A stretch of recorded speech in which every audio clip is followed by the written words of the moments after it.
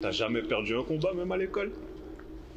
Je m'appelle Laïd Edouari, j'ai 24 ans. Je fais du jiu-jitsu brésilien depuis 2 ans et demi. Et t'as quelqu'un que t'aimerais affronter? Les adversaires contre qui j'ai perdu. Salut Laïd. Salut. Tu vas bien? Ça va bien et toi? Bah ça va, tranquille. Alors dis-moi, est-ce que tu peux te présenter? Je m'appelle Laïd Edouari, j'ai 24 ans. Je fais du jiu-jitsu brésilien depuis 2 ans et demi. Je vais bientôt rentrer dans ma 3e année. J'ai commencé par la boxe anglaise, avec pendant 1 an et demi. Ok, et qu'est-ce qui t'a amené à faire du JJB? Du JJB, c'est... de base, je voulais faire du MMA. Je faisais de la boxe anglaise pendant 1 an et demi.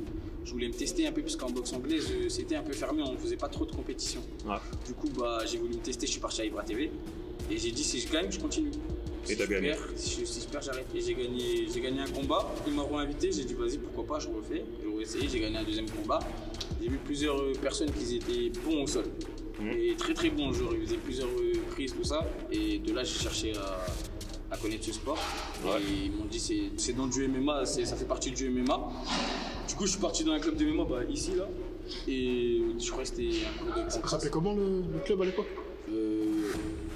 Pancras Beauvais, non? MMA Pancras. Beauvais Pancras, ouais, c'est ça. Beauvais Pancras. Et je suis parti dans ce club-là, j'ai rencontré le jiu-jitsu brésilien et depuis, j'ai plus lâché. T'es parti à Ibra, tu sais pas faire de sol, tu faisais que de l'anglaise. Ouais, que de l'anglaise. Okay. Pourquoi t'as quitté la boxe anglaise? Parce que moi, de base, j'aime trop la lutte. Ouais. Quand j'étais petit, t'as besoin de te défouler, du coup? Ouais, à l'école, tout ça, on faisait tout le temps de la lutte. Même quand on était au stade.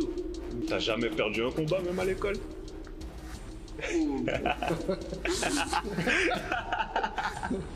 Déjà arrivé, tout le monde perd. Quelle personne qui t'inspire vraiment à faire du JJB, à te donner au maximum? Au maximum. Il y a plusieurs motivations. Exemple, moi j'étais en compétition, j'ai rencontré un aveugle. Ouais.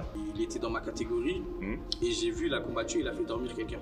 Oh. Juste, quand il touche, il dit qu'il sent comme toi, tu le vois. Il a développé d'autres sens. Et j'avais un peu de la pitié pour lui au début quand je l'ai vu. Et après, en regardant, en vrai, je me disais, en vrai, il est comme nous, tu vois. Et du coup, ça m'a donné un peu de force. Mais après, sinon, ce qui motive le plus, c'est la famille, ma mère, mon petit frère. Qui s'appelle comment? Fahim. Combien de fois tu t'entraînes par jour? Depuis ma dernière défaite au premier tour, j'ai perdu le premier tour. Ouais. Par décision d'arbitre, il y avait 2-2, c'est l'arbitre qui choisit qui gagne ou qui passe. Je suis passé à 2 entraînements par jour. Un le matin, je vais à la salle à Basic et le soir, je vais à mon club à Montataire. Mais ça va, t'arrives à suivre ce rythme? Ouais, ça va. Au début, c'est dur un peu, tu vois, mais le jiu-jitsu brésilien, t'as pas besoin de force, trop de force en vrai, c'est plus technique. Tu nous parlais d'un événement tout à l'heure. Oui. Est-ce que tu peux nous en parler? Oui, c'est un événement, c'est une invitation. Ouais. Et c'est un combat à 10 minutes, donc uniquement la soumission, il n'y a pas de points. C'est uniquement la soumission et le gagnant, il gagne 500 € et une ceinture. Tu te verras à quel niveau là d'ici quelques années? Tu te vois où en termes de progression? Moi, j'aimerais bien faire les championnats du monde. Et t'as quelqu'un que t'aimerais affronter? Ou quelqu'un juste peut-être qui t'a inspiré Les adversaires contre qui j'ai perdu. Après, moi, j'aime bien motiver les jeunes parce que je suis passé par là, mais j'ai vu un peu des choses. J'ai vu des choses, tout ça. J'aurais bien aimé qu'un grand il me pousse à faire quelque chose, tu vois. Qu'il me dise, ouais, viens, t'as du potentiel, viens t'entraîner. Ou, tu vois, qu'il me pousse un peu, tu vois. Moi, il y a personne qui m'a poussé en vrai de vrai. J'ai fait tout seul. Après, il y a mon coach aussi qui m'aide beaucoup, Karim. Mon coach Karim, il consacre beaucoup de temps à moi, il m'aide beaucoup. Il m'entraîne bien. On a une bonne relation, moi et lui.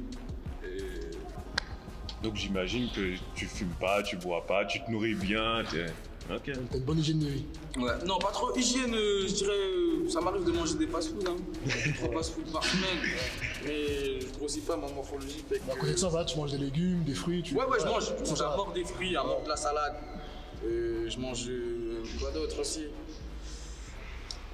Ouais, fruits, salade. C'est équilibré quoi. On va te laisser le mot de la fin, si tu as un message à faire passer. Moi, si j'ai un message à faire passer, c'est pour les jeunes de quartier, ceux-là qui ont du mal un peu à se contrôler, leur énervement, tout ça. Allez dans des salles de sport, ça va vous faire du bien. Vous allez plus voir la même chose, ils vont plus voir la vie pareille. Genre, t'es dehors, tu t'embrouilles avec des gens, tu sais que t'as rien à prouver, tu vois. Quand tu fais du sport de combat, tu te rembrouilles dehors, c'est différent. Moi, avant, exemple, je m'embrouillais, j'étais le genre de personne, j'allais directement rentrer dans l'embrouille. Alors qu'au jour d'aujourd'hui, tu viens m'embrouiller et franchement, je te calcule même pas. Le sport, il t'a canalisé en fait. Oui, voilà, ça canalise de fou. C'est pour ça que d'ailleurs, j'ai mis mon petit frère dedans. Comme ça évite les problèmes dehors. On reste dans un bon cercle. Tranquille. Bah Laïd, on te remercie merci pour ton temps. Merci pour le temps. Et on espère que tu iras très loin. T'as une bonne mentalité en tout cas. Et si je pourrais dédicacer mon club, Ronin Fight Team, partenaire d'entraînement, les coachs, Karim, Stan et tous ceux-là que j'ai oubliés aussi.